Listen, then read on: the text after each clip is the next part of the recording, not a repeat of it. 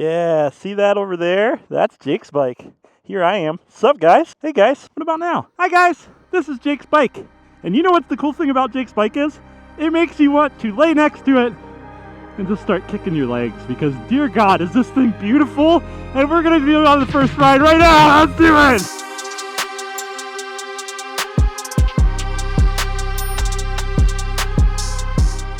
Welcome back to the channel, guys. So excited for today. We're finally out on Jake's E-Ruck build. We finally got it finished here, and it's been about 3 months in the making, so super excited to share this with the world. This thing puts out about 24 horsepower as given from the past experiences of the dynos and the same exact components that we've used in the past. The kicker on that, though, it's not just 24 horse and a standard motor. This is an electric 24 horse. That's quick, instant torque power. So yeah, if you guys are new to the channel here, thanks for stopping by. Jake trusted us with this build. It is his first modified Ruckus, and it's an electric one at that. So it is so fast, and he's gonna love it. And I'm super excited just to get out and do some more test miles on this thing and shake it down, because realistically, we refabbed everything on the back end of this, which I'll show you guys here in a little bit. We'll come to a stop up the road here, and I'll do a walk around just to explain to you guys what all we did on this bike. It's a riot to ride. I cannot express that enough. Just that instant, like, what?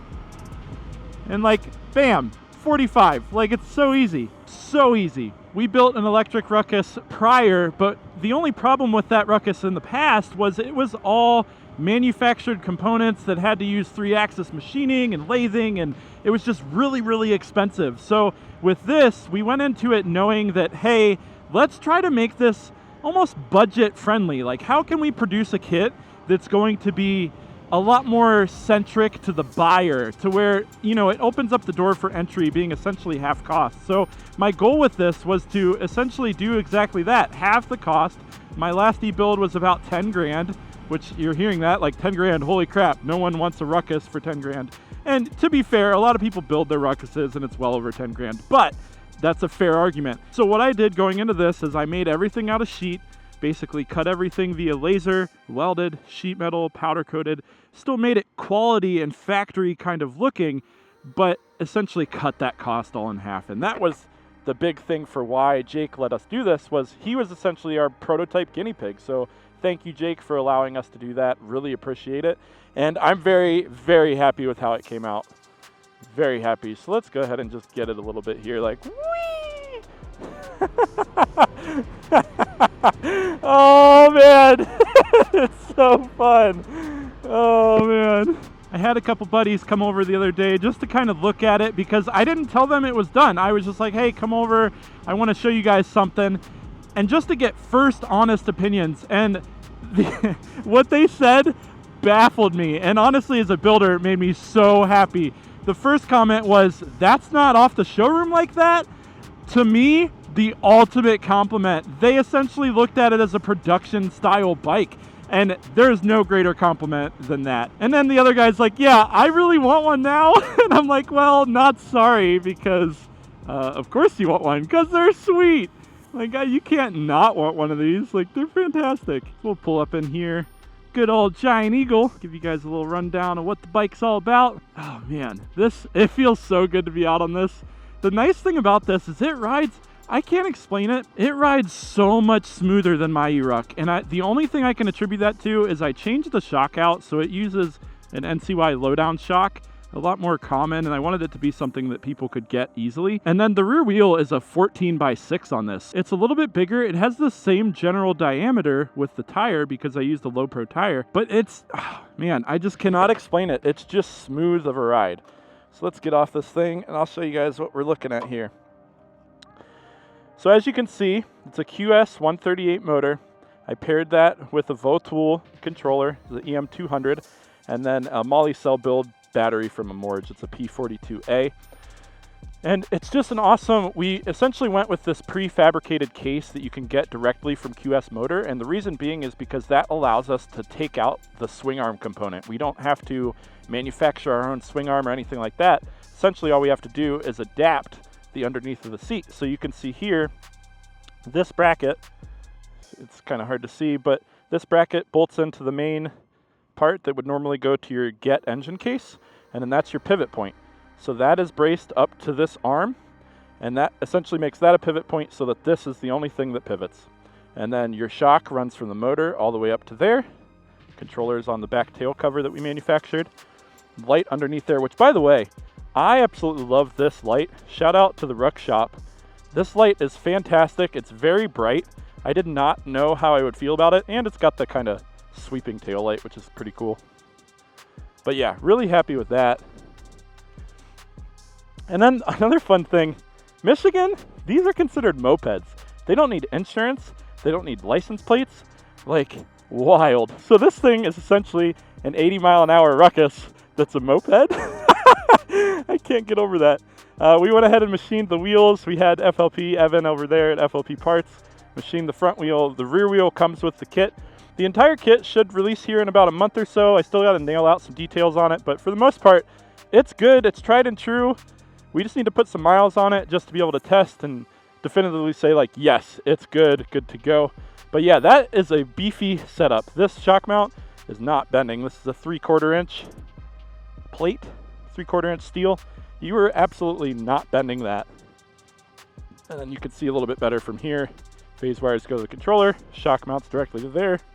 So it's a fairly simplistic setup, but by doing this, it saves so much money in machining, milling, all that stuff. Yeah, good times. So let's get out and ride, because that's why we made it. We got to ride it. Jake's going to be coming to get this thing here soon, so I just need to put this through the paces, get it up to speed a little bit. I did have a little bit of a shake on the last one that we did, about 65 or so, which a lot of times these 12-inch wheels don't handle well anytime you get up to like 65 or so. You're supposed to balance them, but no shops will balance them, so you kind of gravity balance them, and you know, it's the whole thing. So here we go. Let's get into it. The Ruckus platform is just so much fun. So much fun. And you go anywhere, and unless you know what it is, people are like, oh, did you build that? Like, what is it? I've never seen anything like that. And I'm like, yeah, it's cool, but this is way different than even the thing that you didn't know existed. Oh, I'm so excited for Jake's face. I'm going to have to do a video just on him kind of coming over. I believe that's the plan. He's going to come check it out. But yeah, definitely got to get a video of that because he's going to be blown away. I've sent him some photos and stuff, but it just does not do it justice at all. Something about when you see this thing in person. And the 14-inch looks really good on the rear. I was really happy with that. Woo! Yeah, baby! Oh, man. I just, like, if I could describe this in one word, it is just fun. Like, oh, man. So I'm so excited to share this with the world. If I ran into any of you guys in person, chances are I've probably begged you to ride my bikes. I absolutely get a ton of joy out of people riding my machines and just sharing them with the world. So I'm excited to be able to put out kits and allow people to experience it firsthand and build their own unit, because these things, there is nothing like electric for around town.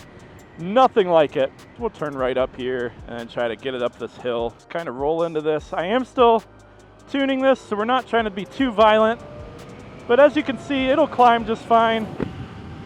Climbs just fine. We are going up a hill, 65 easy. Oh yeah, it'll go. Oh, it's so cool too because it's silent. It is silent. Jake, you're gonna love this thing. Oh my god. Oh, let's go down here and get some cool photos if the road's out. Why not? There's been so many calls from people just to put out electric stuff, and I've been doing it for a while now, so I'm like, why not? Just sent a battery box down to Chris in Florida that's building a E-Ruck that's going to be a hub motor, so super excited about that. I largely have not messed with hubs at all, so I'm eager to do that. I'm going to do a Grom hub build here, probably in a couple builds from now. I already ordered the stuff, so it's just a matter of when it comes. Gang, gang, gang, yeah! Oh, I love it. Oh, yeah, this is great. I never thought in a million years that I would fall right into electric. I drank the electric Kool-Aid. I say it all the time, drink it with me, please! If you guys are new here, it's been electric for quite a while. But if you are new here, make sure you sub the channel. I know I sound like a hopeless romantic YouTube guy when I'm like, yeah, hit that like button, smash that sub like button, guys, you know, that whole thing. But listen, I really appreciate you guys coming along. It's really fun for me to be able to share this journey with everybody. So it's important that you sub and that I can do it. Comment below where you're from, what you ride, what you're into. I enjoy the camaraderie. That's what it's all about. Whee! Speaking of what it's all about, it is nice to be able to accelerate well past 40 miles an hour easily.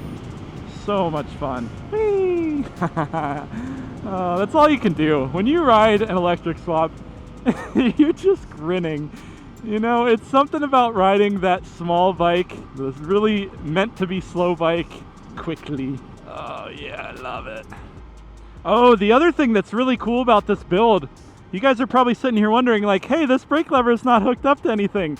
There's a reason for that. That strictly feeds the regen brake. When you press this lever, it reads the voltage input from 0 to 5 on the brake switch, and it triggers the regen brake on the motor. So essentially it's motor braking like you have in a diesel truck without using your actual brakes to help charge the battery more. So it's a really cool thing. I love it. It's a really neat feature, but I'm sure a lot of people will be really confused when they see it, because realistically, like I'm doing 40 right now, and if I press that, it slows me down. It's minimal, like I just went to 34, but it does a lot in terms of charging that battery, so it's really awesome. Like it'll slow me down just fine, and then once you get just closer, you can use your main brakes. But yeah, I absolutely love that. So now that we've wrapped up this build, what's next, you might be wondering?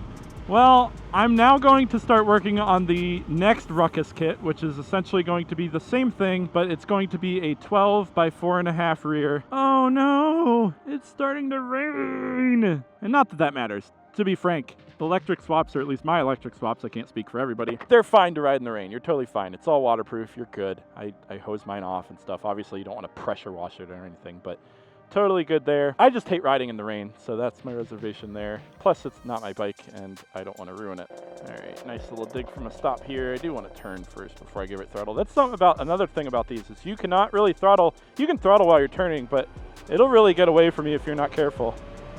Woohoo! Yeah, we'll stop up in here. Try to wait out the rain a couple minutes. It's about this time where I'm like, hey guys, you need fuel? And I'm like, no, I don't need fuel. Why do I need fuel? It's electric. Boogie, woogie, woogie. Woo, you can feel it. Snack time. So fun fact, if you guys weren't aware, 7-Eleven day was just recently. 7-Eleven, they do free Slurpees. Speedways are owned by 7-Eleven, so that also counts. If you guys are ever near a Speedway, you can get free Slurpees if you were to go on 7-Eleven day. So a lot of people don't know that. It's owned by the same company, so fun facts. And Reese's has a stranglehold on my life. So good.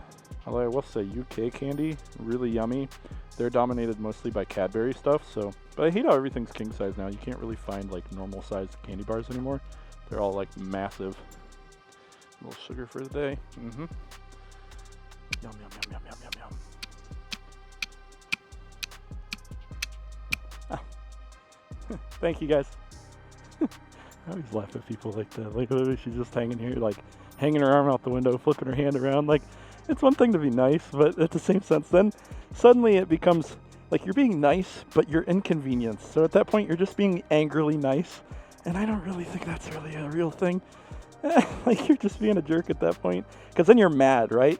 You flag me across because I'm actively not paying attention to you, because realistically you should be going anyways, and then you let me across, but then you complain because I took too long. So there's no you can't win there. So the road doesn't look wet. We'll go ahead and see if we can't take it up the highway for a little stretch.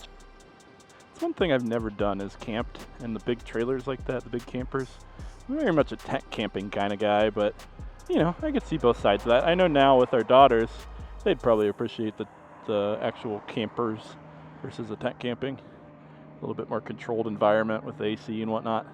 Yeah, we'll jump on the highway here. Show you guys, it'll hang. That's the best part, is it'll hang just fine. Let's do it, yay! All right, a little on-ramp action. I'm not gonna go too crazy with it. This is all uphill. But I can't express to you guys, this is a very steep uphill, so I'm already doing 60, no problem, right up the on-ramp, as if nothing, you know, it accelerates just like a normal bike. You know, we think about these Get motors and how slow these little 50cc motors are. They're rough, and so to be able to just get on the highway, do 60, 65, no problem. And I'm not wearing any gear, so that's partially why I'm not going to be like, hey, let's get on this and, you know, bust past people at like 75. You know, it's one thing to crash at 60, It's another thing to crash at another 15, 20 mile an hour faster. It gets pretty, oh man, as my wife calls it, cement meat, or road meat, that's what it is. I don't want to see you be road meat. I remember the first time she said that, I lost my marbles. It was so funny. So yeah, and I know this one has a slight vibration in the front end, so you can probably see my hands vibrating a little bit. And it's intermittent with the front wheel. I really think it just needs balance, which I'm happy to do, but it really just boils down to, myself and Jake kind of agreed, was it takes away from the aesthetics. So unless you're trying to ride at that speed constantly, it's kind of not worth the sticky weight on the wheels, because he likes the way it looks, and I was the same way on my bike. I very much didn't want to add the sticky weights, because then it just takes away the aesthetic, and I'm not doing most of my riding at 60 plus. Most of it's, you know, around town 55 or so I didn't really care to do that. Whee! Look at those pale legs. Oh my god. Oh my goodness. It feels so good to get out on this thing. It's, you know, it's one of those things when you build a bike, you know, you're massing parts, you're putting them together, stuff's coming in week after week, and we're making progress, prototyping, doing all that stuff, but something about when you finally build it, I mean, it takes all of a day or two, if that, if you have your ducks in a row, and then just to get out and test and ride, and especially with something like this, it's a completely different animal, something that has been prototyped, R&D'd, tested, to finally get it out on the road and to be able to actually test that in practicality is so cool. Just to see it all come to fruition. Another thing that's really cool about this taillight, I mentioned it earlier in the video about why I liked it and how it was so bright, but it also does the crazy flashing, which I really like, because something like this that's very, very quiet, that flashing or that instant attention to be able to grab people is super awesome. And it's very important to be able to stay seen when they can't hear you, because a lot of people really try to go all in on being heard with the aftermarket exhaust and stuff. But, you know, aftermarket exhaust will not do you any good on an electric bike. If you guys are watching this wondering about kits and kind of what it all comes with, as I mentioned earlier, we are releasing those here soon. And it pretty much is everything you need to swap over. There will be some wiring involved. It's not going to be 100% plug and play, because essentially, just to save shipping costs, I'm going to ship parts directly from manufacturers, but I will also send you guys kind of how to do it. Realistically, all you have to do is wire in 2 connectors, which is going to be your charging port for your negative and positive.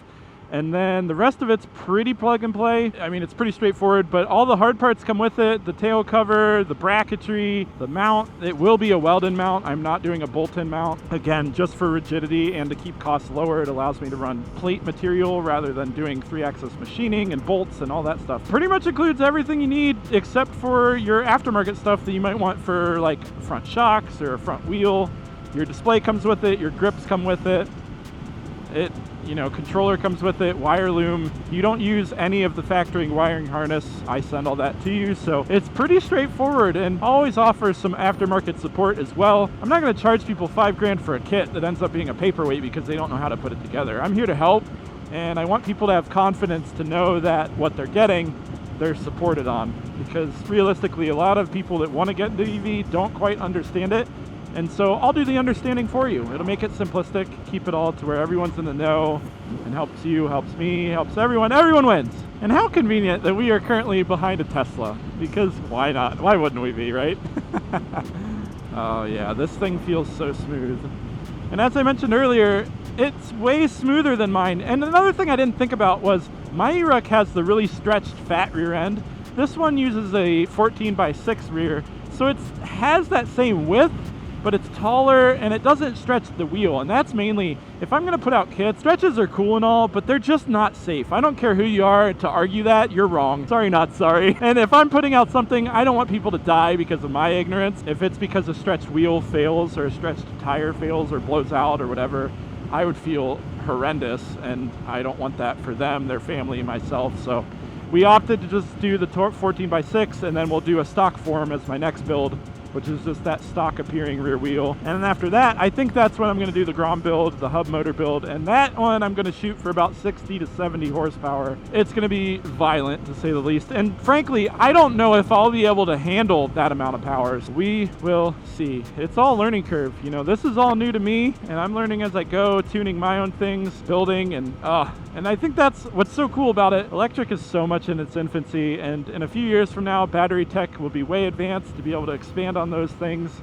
to have longer range, more power, less voltage sag, less heat, like all about it. So much different. And I can't express to Jake enough to thank you for allowing me to prototype on your only bike. If you've been here long enough, you know Jake's old bike was a stock Ruckus. A stock Ruckus. Going from that to this, that's otherwise comparable to a 300 to 400 cc bike, oh, he's in for a treat, whether he realizes it or not. Thank you so much for giving me the opportunity to transform this bike into something that really you made it seem like you dreamed about. And it's so awesome to be able to bring that to life for people. And likewise, I love it too, because it just brings me such joy. And now that we are a little bit lower in the battery here, I'm going to go ahead and pull up the BMS, battery management system. It is all in Chinese, so if you're wondering what is all that, it should load up here. It's going to be sideways just because I had to mount my quad lock a little lower, but just curious what kind of power I'm pulling. It should be about 18 kilowatts when it's fully charged. Well, now we're sitting right about 75 volts, so realistically it's probably putting out 15, 16 kilowatts. We'll kind of blip the throttle when we get up here just to see and test and make sure everything's all according to plan. I am currently riding in super mode, but I do need to ride around a little bit more to be able to test 1, 2, and 3 gears. You know, most people start out and they go, oh yeah, first time on the road, let's just go ginger with it. And I'm like, ah! As much as an electric motor can go, ah! You know, for science. So let's see here. Getting onto it. So yeah, it's pulling 16 kilowatts right now, which is great. That's right on par with where I want it. Ah, yes. What an awesome time. I love building these so much. I appreciate you guys, every single one of you, for taking the maiden voyage with me. It's been fun, and we will catch you guys on the next episode because we're going to build more cool stuff. So let's do it together. We'll catch you guys on the next one. Bye! Stoplights are the best when you ride electric. Ah, it's so much fun. It makes me so giddy. Like, I love it and I hate it at the same time. Oh yeah, this is the life. This is how this bike makes me feel. Jake's bike being together literally makes me want to take a pose and just start flipping my roses around and stuff.